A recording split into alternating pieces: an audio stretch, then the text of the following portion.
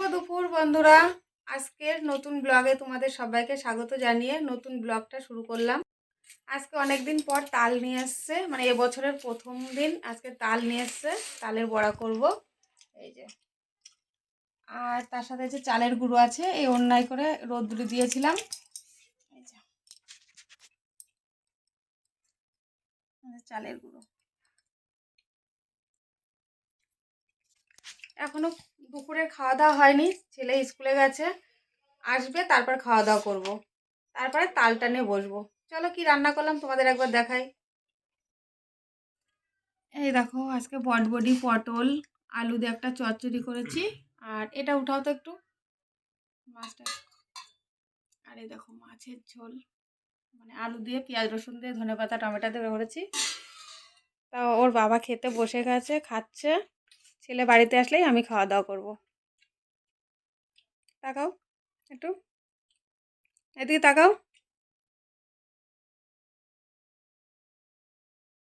পুরোটা চেলে নিয়েছি, এই যে চালের গুঁড়ো। চালের গুঁড়ো আর এদিকে ময়দা আছে, এদিকে ময়দা। এই দুটো একবারে চেলে নিলাম, ঢেলে দিই, মিশাতে হবে। চালের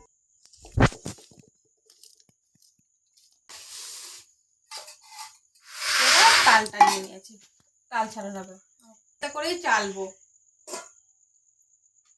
চলো দেখা যাক তালটা কেমন। এবছরের প্রথমবার তাল খাবো।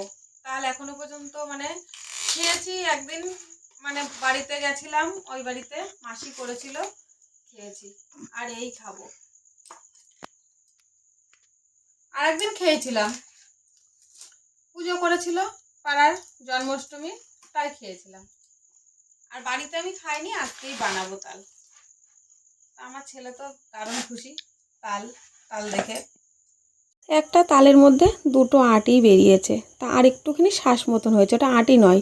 এদিকে তালটা আমার মাখা হয়ে গেছে, ছেঁকনিতে করে একটু ছেঁকে নিলাম। আর তালটা ছেঁকে দেখো কতটা কালো কালোগুলো বেরিয়েছিল। আর এদিকে দেখো আমার পুরোটা মানে তালটা মাখা মানে রেডি করা হয়ে গেছে। এবার চালের গুঁড়ো, চিনি আর সামান্য একটু লবণ দিয়ে দিলাম, এটাকে ভালো করে এবার মাখিয়ে নেব। আর চিনিগুলো অনেক মোটা মোটা তো ছিল, ওর জন্য প্রায় অনেকটাক্ষণ মাখিয়ে রেখে বাদবাকি কাজটা সেরে চলে আসলাম। তেলটা দিয়ে দিলাম, এবার বড়াগুলো এক এক করে দিয়ে দেবো। এগুলো হয়ে গেলেই মানে কি আর বলবো, আমার ছেলে ভাবছে কখন খাবে, তা ওর হয়ে গেলেই আগে ওকে করা দেবো। দেখো এদিকে তালের বড়াগুলো দিয়ে দিয়েছি, এবার উল্টে পাল্টে দেবো। দেখো তালের বড়াগুলো কি সুন্দর হয়েছে না, দেখতেও বেশ ভালো হয়েছে। তা চলো প্রথম খোলায় এতগুলো হয়েছে, আগে ছেলেকে দিয়ে আসলাম। তারপরে যেন একটা সমস্যা হয়ে গেছে আমার, মানে এত পায়ে যন্ত্রণা হচ্ছিল, তবু আমি গ্যাসটা একটু সাইড করে নিয়ে কোনো রকম একটু বসে পড়েছি। বসে বসে এখন তালের বড়াগুলো করছি।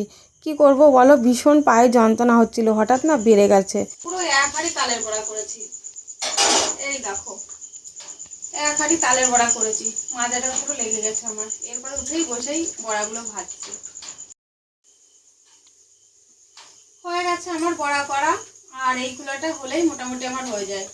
এখন ওই ঘরে যাবো, ছেলে খেতে দেবো, আমি খাবো। শুভরাত্রি বন্ধুরা, ভালো থেকো, সুস্থ থেকো, তোমাদের সবাইকে টাটা।